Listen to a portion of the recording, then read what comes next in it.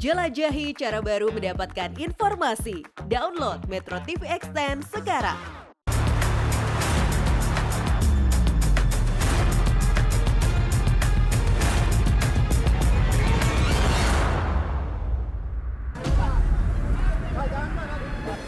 Ada orang yang mengantar ke tempat saya. Pihak swastanya siapa sih Pak? Dari perusahaan? Ada lah, pokoknya pihak swasta. Ya. Ada orang memberikan 27M. 27M itu sangat mencurigakan. Kita harus curiga, harus. Makanya dia harus membuktikan sekarang 27M itu dari siapa. Karena posisi Kejaksaan Agung ada dalam konflik kepentingan, maka KPK punya alasan kuat untuk mengambil alih. Belum terlambat.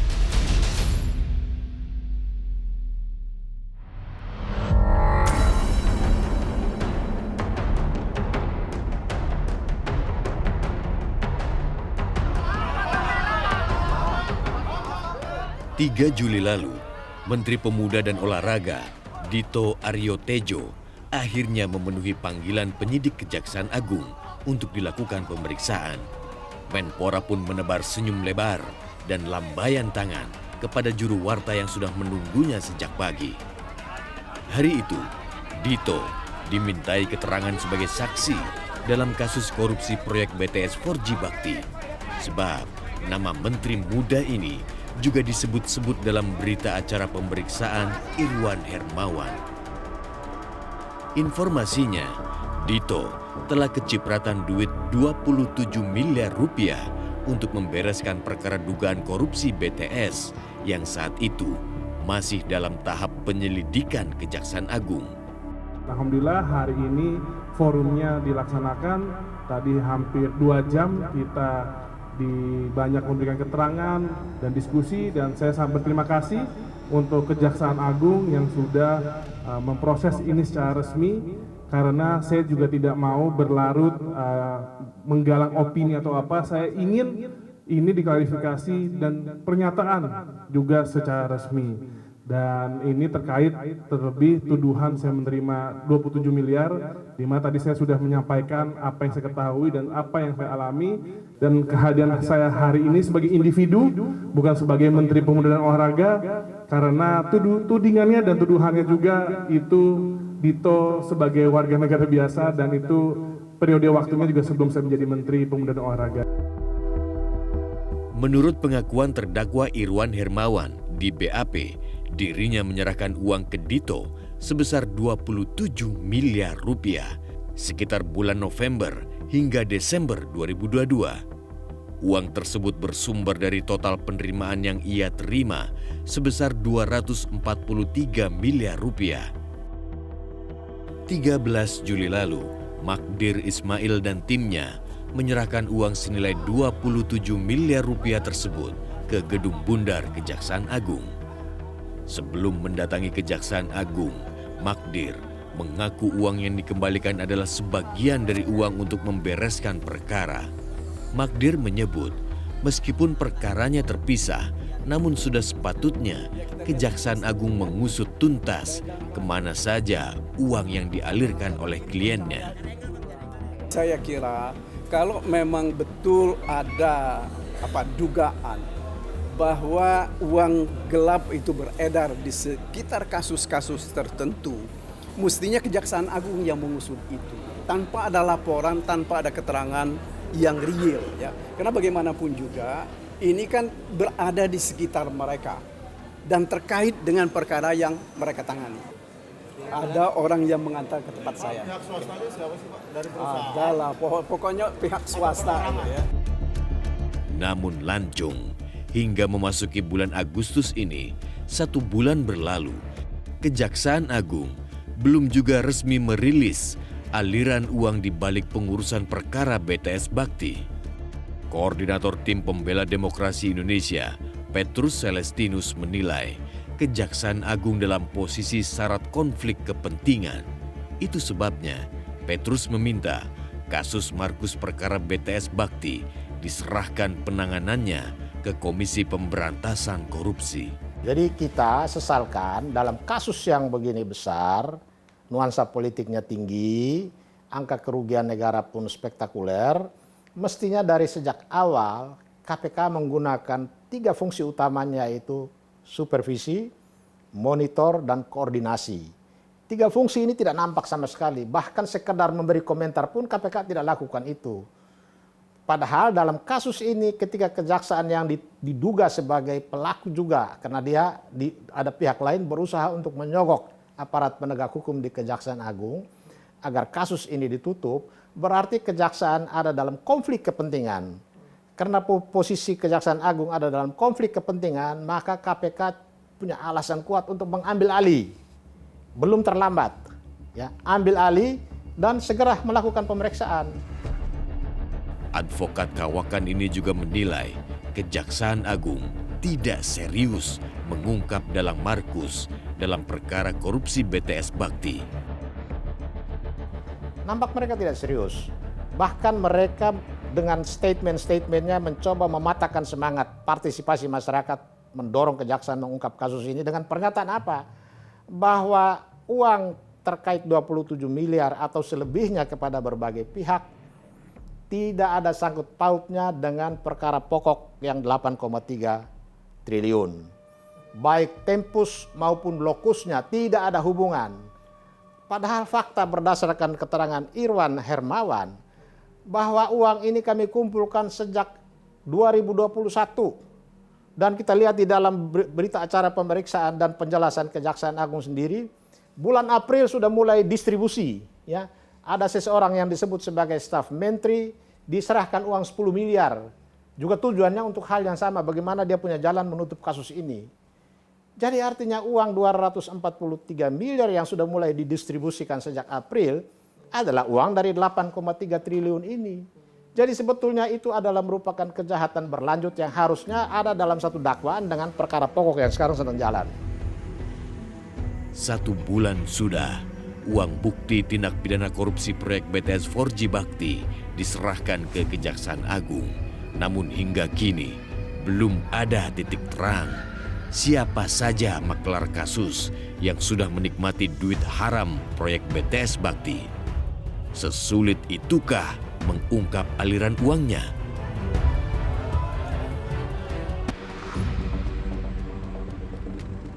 Penyidikan kasus korupsi proyek BTS 4G Bakti rupanya menyisakan banyak tanda tanya. Beragam kejanggalan muncul di sana-sini, termasuk hilangnya sejumlah nama dalam konstruksi kasus ini. Lantaran itulah, Lembaga Pengawasan, Pengawalan, dan Penegakan Hukum Indonesia atau LP3HI mengajukan gugatan pra-peradilan terhadap Kejaksaan Agung dan KPK. Namun sayangnya, dalam sidang perdana Senin 31 Juli lalu, para pihak tergugat, yaitu Kejaksaan Agung dan KPK, tidak menghadiri sidang tersebut, sehingga akhirnya ditunda.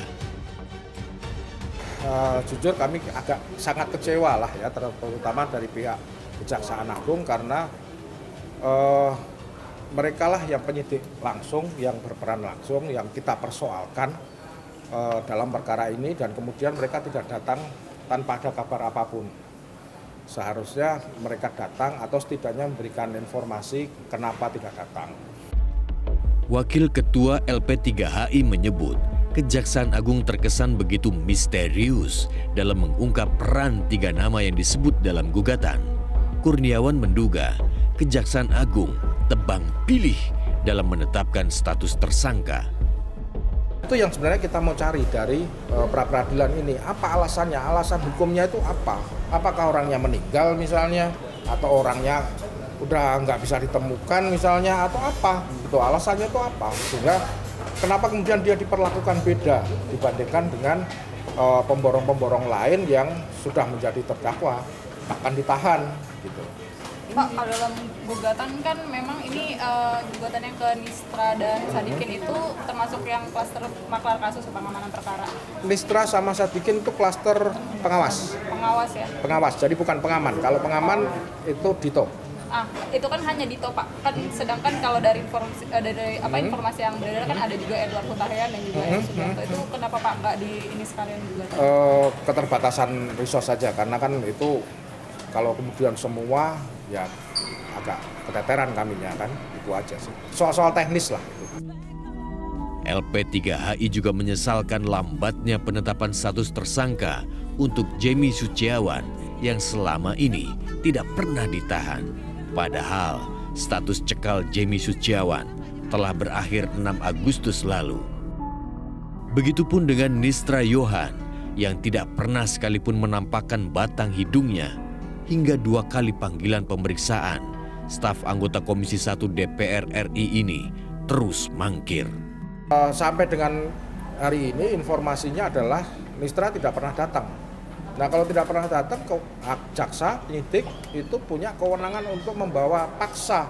Nah itu tidak dilakukan. Dan kalau misalkan dia kabur ya udah bikin aja DPO, masukkan mereka DPO, kan persoalan teknis lah bagi mereka, dan jaksaan bukan lembaga kemarin sore yang nggak tahu cara bikin DPO.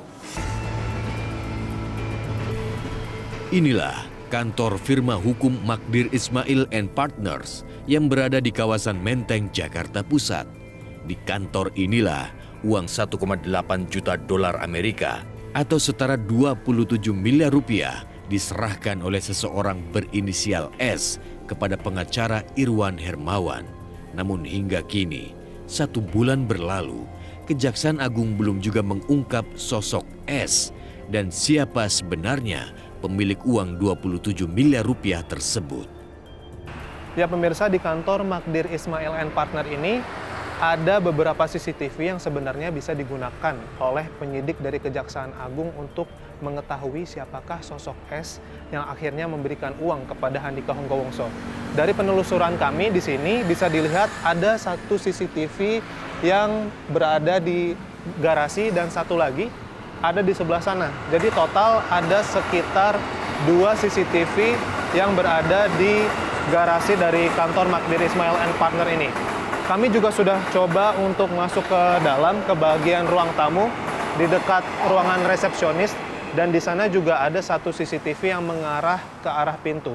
Jadi total menurut penelusuran kami ada sekitar 3 CCTV yang bisa digunakan oleh penyidik Kejaksaan Agung untuk mengetahui siapakah sosok S yang akhirnya memberikan uang kepada Handika Honggowongso. Inilah sosok Irwan Hermawan. Dalam dakwaan disebut telah melakukan 9 perbuatan melawan hukum dan memperkaya diri sendiri atau orang lain atau korporasi sehingga menimbulkan kerugian keuangan negara atau perekonomian negara sebesar 8,03 triliun rupiah. Namun Koordinator Indonesia Audit Watch, Iskandar Sitorus, meyakini saweran dan bagi-bagi duit di pusaran korupsi BTS Bakti jauh lebih besar dari 119 miliar rupiah. Kalau sampai sekarang Mbak, mohon maaf, kita jadi bingung. Proyek 10 triliun, katanya korupsi 8,03, menterinya hanya dapat 17 M, kemudian makelarnya ada yang 70 M, ada yang Dito 27 M, ada yang Edward Hutahayan itu 15 M. Kan enakan jadi makelar ketimbang jadi menterinya kan. Kalau memang asumsi berpikirnya adalah mencuri uang. Nah, jadi kan ini menjadi mohon maaf, jadi kayak dagelan. Harusnya kan kita tidak mendapatkan hal seperti ini. Kalau proses penyidikan sampai penuntutannya itu rapi dan sempurna. Inherent lah gitu. Karena coba, siapa Edward Hutahayan? Siapa Eri? Siapa Dito? Siapa Nisran? Terus hal lain.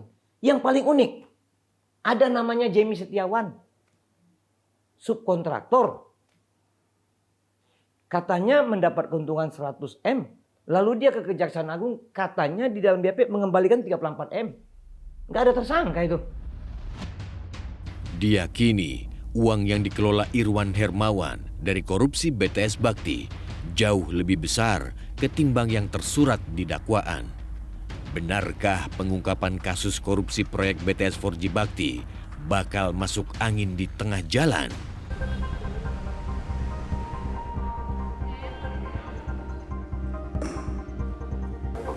hari ini merupakan sidang kelima dari terdakwa Irwan Hermawan, Galumo Menak Simanjuntak, dan Mukti Ali, yang mana agendanya merupakan pembuktian dari jaksa penuntut umum, yaitu pemeriksaan saksi, yang saksinya ini terdiri dari 1 orang pejabat bakti dan 3 orang lainnya merupakan pejabat dari Kementerian Kominfo.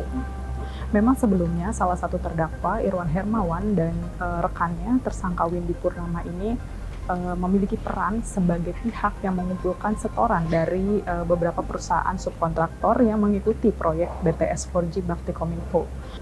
Nah, dari keseluruhan uang 243 miliar rupiah itu memang sebagian digunakan Irwan Hermawan untuk setoran ke sejumlah pihak tertentu, dan selebihnya digunakan untuk penanganan perkara hukum pada saat penyelidikan. Namun hingga kini belum ada surat perintah penyidikan untuk kasus tersebut. Terkait lobby dengan anggota DPR gimana Pak Irwan? Itu ada 123 miliar. Gimana Pak Irwan? 27 miliar yang diberikan ke Pak Dito, apakah untuk menyelesaikan perkara Pak? Bagaimana Pak Irwan? Apakah benar? Siapa yang menerimanya Pak pada saat itu Pak? Apakah untuk mengurus soal ini Pak? Pak Irwan. Satu statement ya. Satu statement aja, satu statement. No comment. Tidak sepatah kata pun pernah keluar dari mulut Irwan Hermawan setiap kali realitas meminta keterangan. Irwan Hermawan selalu bungkam di soal perannya dalam pusaran korupsi BTS 4G Bakti. Namun yang jelas, banyak pihak menyoroti kejanggalan dari dakwaan Irwan Hermawan. Dalam dakwaan disebut, Irwan telah memperkaya diri sendiri atau orang lain sebesar 119 miliar rupiah. Sementara dalam beberapa BAP, Irwan Hermawan menyebut telah menerima dan bagi-bagi setoran hingga 243 miliar rupiah. Fakta ini tidak ditampik oleh Magdir Ismail, pengacara Irwan Hermawan. Namun berkali-kali Magdir menegaskan, posisi kliennya Irwan Hermawan hanyalah sebagai kurir yang mengantarkan uang hasil tindak pidana korupsi. Bahwa Irwan ini cuma kurir nganterin uang, bukan mencuci uang. Betul. Nah, Logikanya seperti itu. Logikanya seperti itu dan itu memang faktanya. Karena Irwan sendiri hanya menyebut uang itu ke XYZ. Saya nggak tahu siapa. Secara personal bagaimana Irwan mengenal beberapa lembaga audit, kemudian politisi, bagaimana perkenalan mereka sehingga bisa... Irwan ini kan cuma kurir, seperti saya sampaikan tadi. Dia ini menyampaikan atau menyerahkan segala sesuatu itu atas permintaan Anang sebagai dirut dari Bakti. Nah, bagaimana Anang mengenal orang-orang lain, saya nggak tahu. Ya, mesti kita tanya kepada Anang nanti. Oke? Ahli tindak pidana pencucian uang Yenti Ganarsi melihat penyidikan korupsi kasus Bakti masih jauh panggang dari api. Penyidikan dan persidangan kasusnya dianggap belum menguak fakta sesungguhnya di balik korupsi Bakti. Sebab nilai aliran uang yang diperkirakan dalam persidangan hanya ratusan miliar rupiah. Sementara kerugian negara disebut hingga 8,03 triliun rupiah. Bahwa yang bersangkutan 240 miliar. Nah, betul apa tidak? Nah, ini dari pengembangan. Bisa jadi betul, bisa jadi kalau bukan di dia terus di mana. Gitu. Jadi kan nggak make sense ya, belum sampai 500 miliar kan ini kemungkinannya. Sementara itu 8 triliun. Dari mana? Yenti juga mengkritisi sikap advokat Magdir Ismail yang begitu saja mau menerima pengembalian uang hasil kejahatan 27 miliar rupiah di kantornya. Sebab sebagai praktisi hukum sudah semestinya Magdir paham benar prinsip tindak pidana pencucian uang. Ya kan tidak tahu orangnya siapa, tetapi datang ke kantornya. Ini juga agak aneh. Kita sudah masuk rezim anti pencucian uang sejak 2002. Artinya apa? Siapapun di Indonesia ini tidak bisa menerima uang, saya nggak tahu ini dari mana, oke? Ada orang memberikan 27M. 27M itu sangat mencurigakan. Kita harus curiga, harus. Makanya dia harus membuktikan sekarang 27M itu dari siapa. Ini ditutupi kenapa sih Pak? Ya kita nggak nutup-nutupin tanya jaksa. Kenapa harus inisial Pak? Kenapa nggak orangnya disebutin Ya, saja? karena saya nggak tahu orangnya. Loh, kan orangnya ada di kantor Bapak pada saat itu. Saya lagi ada di sini, saya lagi ada di pengadilan, orang itu datang. Jadi saya nggak tahu. Soal CCTV yang ada di rumahnya Pak Magdir itu. CCTV itu lagi sedang rusak, udah 6 bulan yang lalu. Ya, jadi makanya saya tidak bisa menjelaskan siapa itu orang. Ya. Tapi apakah nanti berafiliasi dengan Dito itu seperti apa? Itu urusannya jaksa penuntut umum. Dalam beberapa kesempatan, Realitas juga meminta konfirmasi langsung pada Menpora Dito Aryo Tejo yang namanya disebut-sebut dalam penyerahan uang dari Irwan. Namun Menteri Muda ini membantahnya. Tanggapan Bapak bagaimana terkait pengembalian uang 27 miliar? Ya Allah, itu pertanyaan udah lama. Ini semua udah proses resmi, udah ada klarifikasinya, bahkan semua pihak udah diperiksa. Jadi ya udahlah, kita ikutin yang resmi saja. Saya tidak mau semuanya dibawa ke polemik penggiringan opini. Jadi kita ikut yang resmi saja. Jadi Bapak yakin itu bukan dari Bapak ya? Bukan dari ke saya ya. juga, bukan ke Bapak juga ya? Ditemui Realitas pekan lalu, Kejaksaan Agung menyebut akan melakukan pemeriksaan silang antar saksi untuk mendalami asal-usul uang 27 miliar rupiah tersebut. Kejaksaan meyakini beberapa pihak masih menyembunyikan informasi, termasuk komunikasi antara Magdir Ismail dengan pihak yang berinisial S. Nah, ini masih kita pelajari. Maka dari itu kemungkinan kita akan memanggil lagi orang-orang, pihak-pihak yang terkait nama-nama yang disebutkan tadi seperti Pak Magdir, kemudian kita klarifikasi. Kita konfrontasi ini uang dari mana sumbernya. Gitu. Termasuk juga IHA kita panggil, karena kan berubah-ubah terus keterangannya. Hari ini dibilang dari orang swasta, ya kan kemarin dibilang punyanya IHA. Nah, kita perlu konfrontasi ini semua. Sehingga ada kejelasan status uang 27 miliar itu. Kan Bapak periksa tuh habis itu Pak. Nah, ini ditemukan inisialnya SS, ini swasta atau nama orang atau? Swasta ini masih kita kejar orangnya. Itu loh. Karena ternyata S ini pernah berkomunikasi dengan pihaknya teman-teman di lawyernya Pak Magdir. Nah, itu perlu kita klarifikasi semua. Maka dari itu ada konfrontasi ke depannya. Ini masih kita dalami semua, termasuk Pak Dito juga masih kita dalami semua. Berarti ada kemungkinan Pak Dito akan dipanggil lagi diperiksa? Kita lihat ke depan. Kita nggak bicara kemungkinan kalau di proses hukum ini. Mungkin nggak ada yang seperti itu.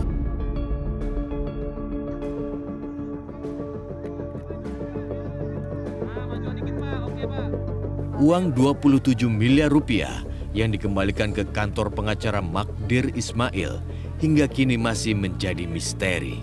Publik harus terus mencermati jalannya penegakan hukum kasus korupsi BTS Bakti agar tidak ada fakta yang ditutup-tutupi atau dihilangkan. Sebab bagaimanapun, penegakan hukum harus tegak lurus tanpa tebang pilih. Jangan sampai ada tangan-tangan tak kasat mata turut bermain hingga mengebiri kasus korupsi BTS Bakti.